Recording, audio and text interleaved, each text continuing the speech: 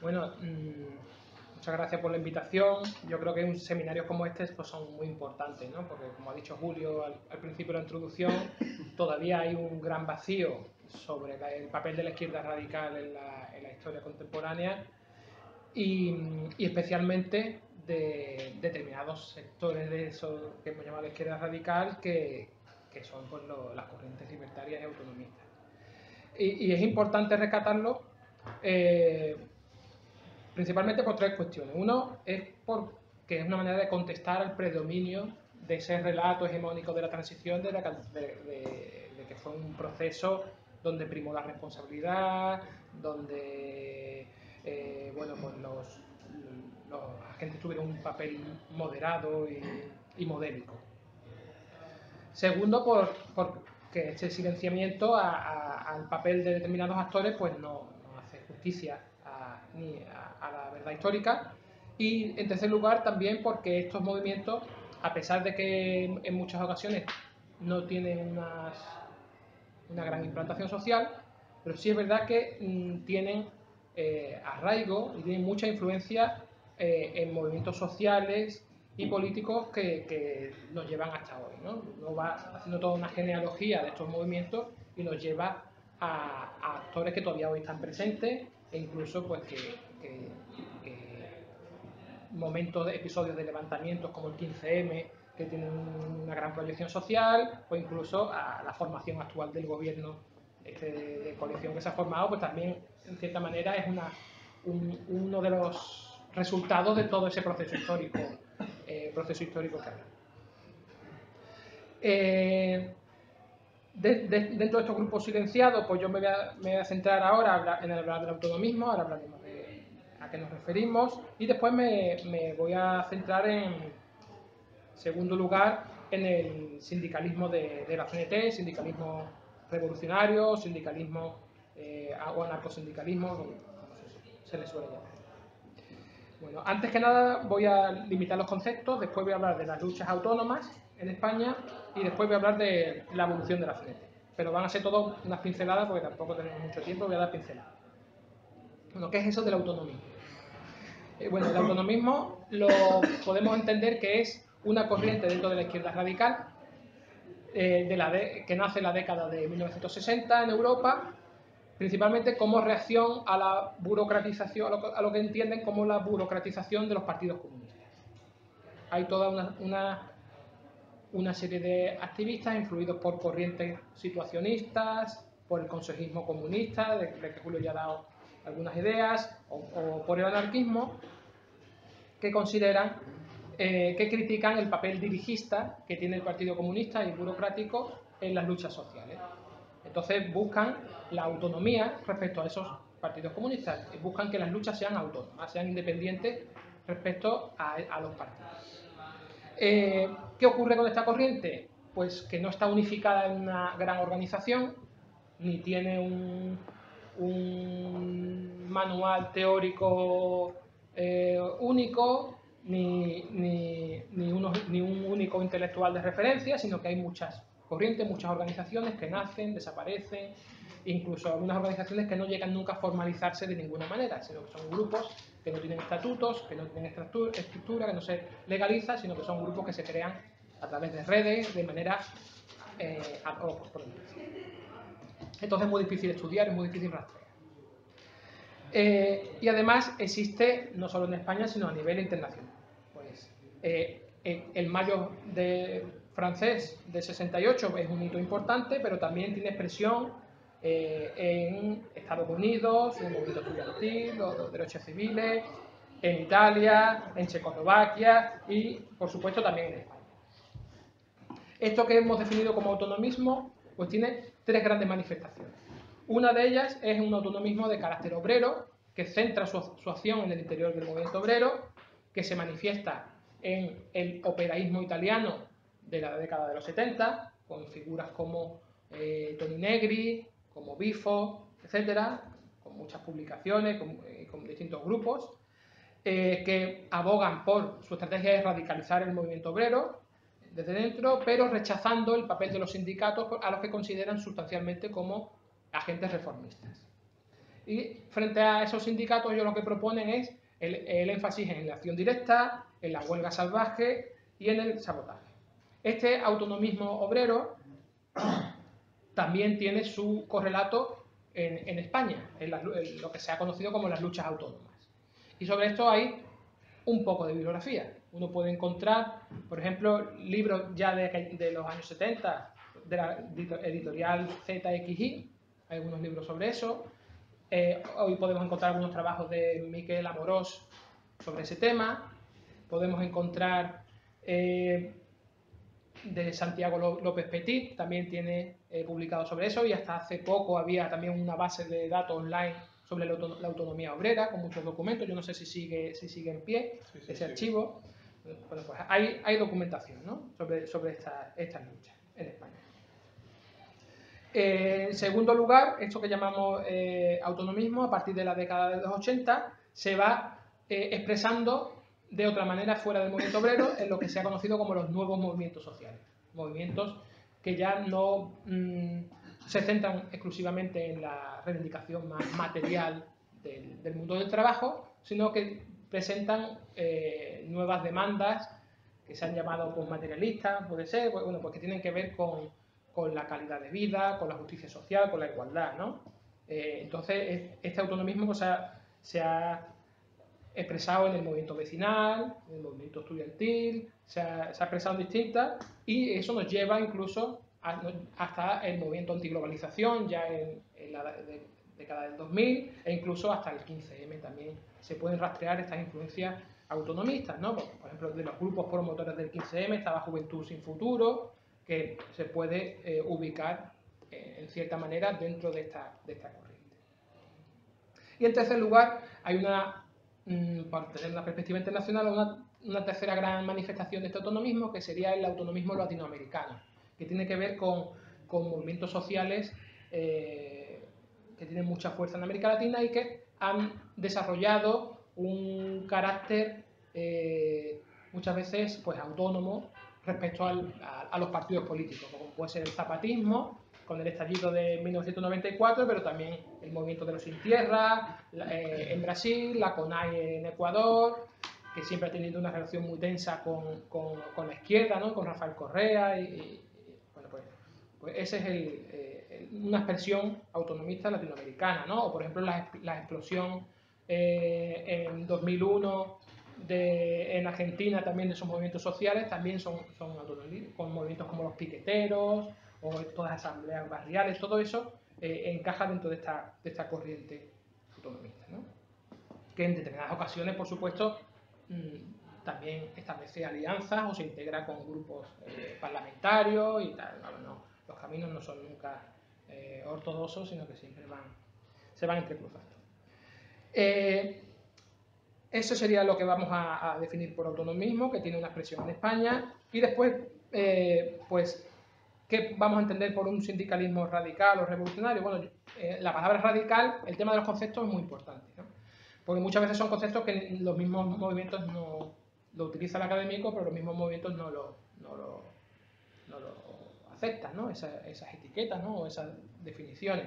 Yo utilizo mucho radical, ¿por qué? Porque trabajo mucha literatura anglosajona, y en el ámbito anglosajón radical no es algo malo como en España. En España radical es como una etiqueta negativa de que no vale. En el ámbito anglosajón radical es algo que se acerca más al significado etimológico de la palabra. De radical es de cuestionar de raíz determinados aspectos de la sociedad, ¿no?, de una crítica sistémica, ¿no?, pero es algo más aceptado en la literatura académica que anglosajona. Por eso suelo utilizar eso, ¿no?, porque suelo publicar muchas veces en ese tipo de revistas o de publicaciones. Bueno, y además la palabra sindicalismo revolucionario también induce un poco a error, ¿vale? ¿Por qué? Porque un sindicalismo revolucionario puede significar dos cosas.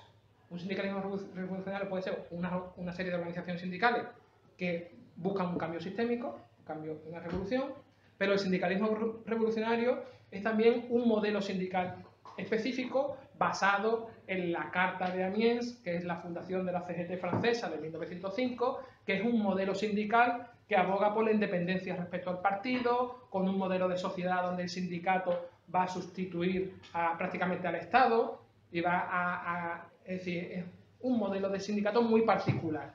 Es decir, que las palabras son muy resbaladizas muchas veces, ¿no? Pero bueno, para que vosotros sigáis la intervención, el sindicalismo, yo voy a hablar de sindicalismo, la principal expresión de sindicalismo radical en España, que entiendo tres cuestiones, ¿no? Uno, que son organizaciones sindicales con ideologías, influidos por ideologías y organizaciones políticas de carácter revolucionario, que en segundo lugar, en España eso se manifiesta en que tienen una práctica al margen de los canales de concertación social, ya veremos cómo se expresa eso en la historia de España, ¿vale? Y un rechazo a la vía socialdemócrata, y en tercer lugar, tienen, en el caso español, desarrollan una identidad o una cultura política que se define en oposición a los sindicatos mayoritarios, ¿no? Aunque también es cierto que este sindicalismo radical en determinados momentos o en determinados territorios puede adquirir una situación de hegemonía dentro del movimiento obrero, pero no a nivel estatal, sino a lo mejor en determinados momentos históricos. El sindicalismo radical y el autonomismo en España tienen caminos separados, pero también se van entrecruzando, como ahora iremos viendo, ¿no? Ya Julio ha avanzado un poco de que estos grupos autónomos en la década de los 80 pues desembarcan en la CNT, incluso un poco antes. Y en gran medida lo que ocurre con la CNT pues tiene que ver con la influencia de los autonomistas, ¿no? Bueno, ¿dónde surgen estas luchas autónomas de España, ¿no? Bueno, pues los primeros rastros aparecen en los años 60, ¿vale? Dentro de la oposición al franquismo y dentro de grupos obreros hay un fuerte componente anticapitalista y hay un sector que empieza a rechazar la injerencia del Partido Comunista dentro de estos grupos obreros, ¿no? Se participan activamente en el nacimiento de las comisiones obreras, que además las comisiones obreras originariamente tenían un componente muy autonomista, porque eran comisiones que se creaban los centros de trabajo, se creaban ad hoc, es decir, para un conflicto en concreto, para negociar una subida salarial o por unos despidos, por una demanda concreta, se creaba una comisión, esa comisión negociaba con el patrón, organizaba la huelga, aunque fuera ilegal, organizaba la acción y después desaparecía. No generaban estructuras permanentes. ¿Por qué no generan estructuras permanentes? Principalmente para evitar la represión franquista, pero además esto se convierte en un modelo de organización, una seña de identidad para un sector de la izquierda radical. ¿Vale? Hay una oposición al control de los partidos y no existe en España una gran organización que aglutine todas estas tendencias, sino que hay todo un archipiélago de organizaciones, de luchas y de publicaciones, ¿no? Que operan entre los años 70 y 80.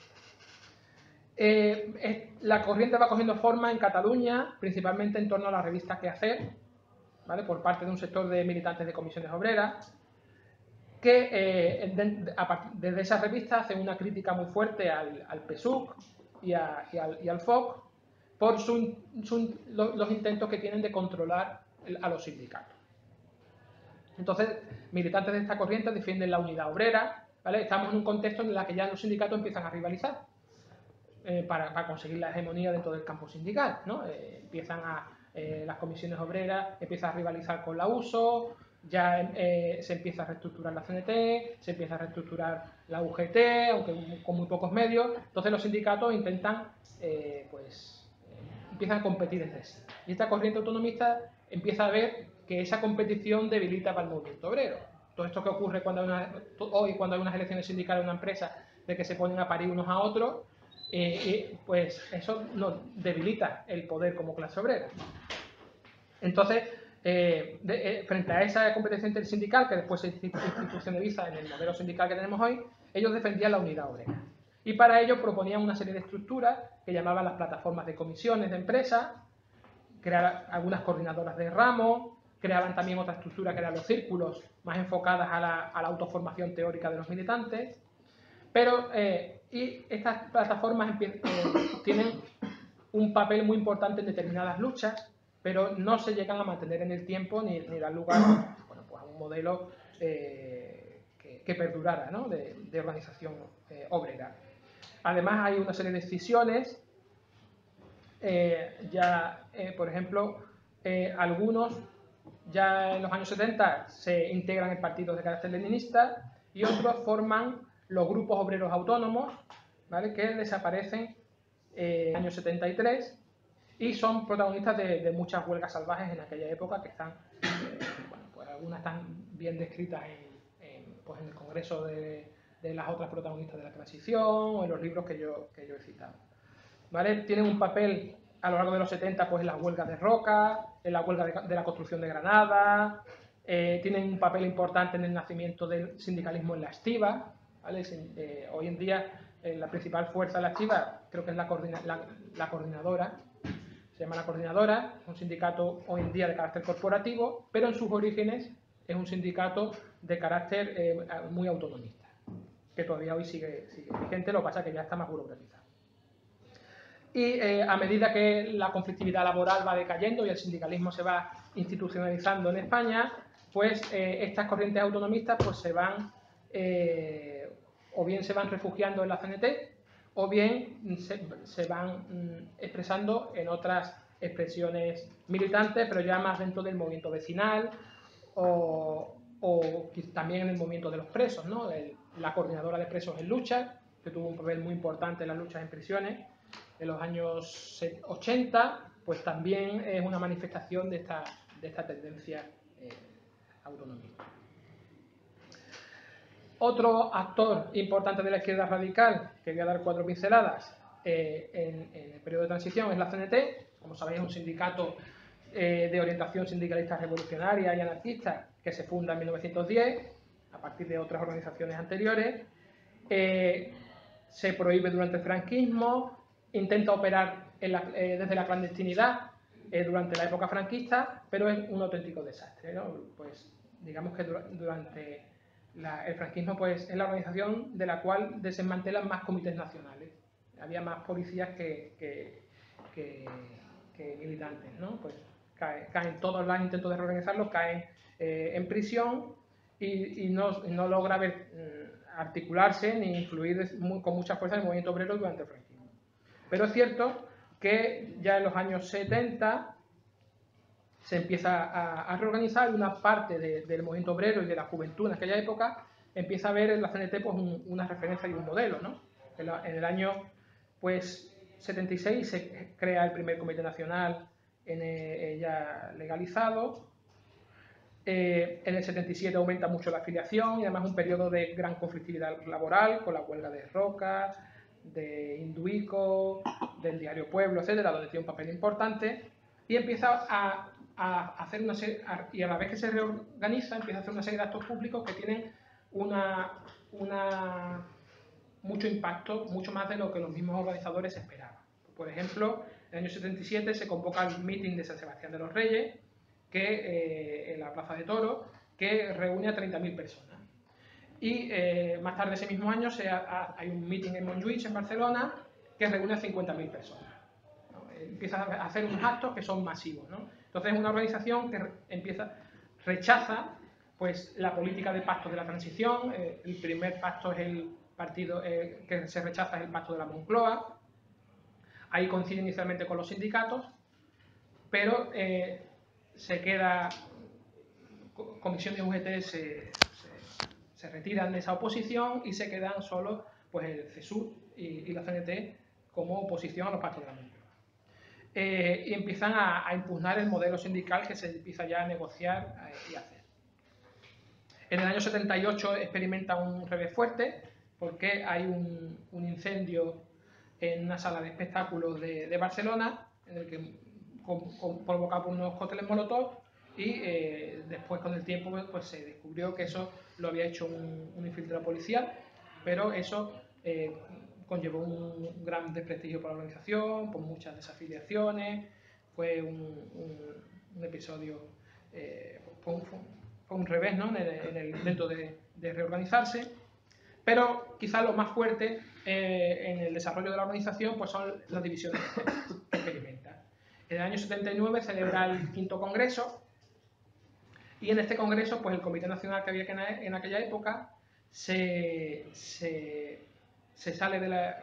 abandona la organización después del congreso porque se considera que no se ha respetado su gestión, básicamente peleas personales entre militantes. Que además que son peleas que se arrastraban desde el exilio que estaba en Toulouse, en Francia, ¿no? Desde la época de la dictadura. Ese sector que se sale, en el año 80, genera un congreso propio en Valencia, al que acuden unos 100 sindicatos, que se llamó la CNT Congreso de Valencia. Y este sector aboga por la estrategia sindical de participar en las elecciones sindicales. En aquel momento la CNT pues, no tenía claro todavía un modelo sindical propio, entonces había gente pues, que no decía que había que hacer más énfasis en la asamblea, la autoorganización, la elección directa y rechazar las elecciones, y había otro sector que decía que había que hacer un uso más estratégico del sistema sindical que se estaba imponiendo, entonces abogaban por participar en las elecciones sindicales. Este sector, ya con 100 sindicatos organizados de Valencia, aboga por las elecciones sindicales. Para las siglas de contenido y tal, pero aboga. En el año 83, la otra CNT, que sigue su camino, hace un congreso en enero donde tenía que resolver, entre otras cuestiones, la cuestión de las elecciones sindicales, que todavía no estaban resueltas, no había una línea elegida. Entonces, aquí hay una votación donde parece que la mayoría de los sindicatos abogaba por aceptar las elecciones sindicales, pero no se llega a tomar la decisión y se pospone a unos meses para tomar la decisión. ¿Qué ocurre? Que después de este congreso sale otra nueva decisión. Espera. En el año 83 se celebra ese segundo congreso en Torrejón de Ardoz y por un voto muy ajustado se decide que no se va a participar en las elecciones sindicales. ¿Eso qué hace? Que todo un sector dentro de la organización, que estaba ya molesto por muchas cosas, pero ya esto fue ya el remate de las elecciones sindicales, decide abandonar la CNT y se une al sector que en el año 79 había salido y había creado el Congreso de Valencia. Y crean, pues, en el año 84, con un sector de reunificación, que crea la CNT renovada, donde había unos 184 sindicatos representantes. Estos sindicatos siguen actuando separados, pero actuando con los nombres CNT en España, hasta que en el año 89 hay una sentencia que reconoce las siglas de la CNT al sector que se oponía a las elecciones sindicales. Y el otro sector adopta las siglas CGT que hoy conocemos, ¿no? de sindicatos CGT en España. Y hoy en día pues, estos sindicatos pues, tienen modelos sindicales distintos y han seguido pues, caminos separados. Y yo termino.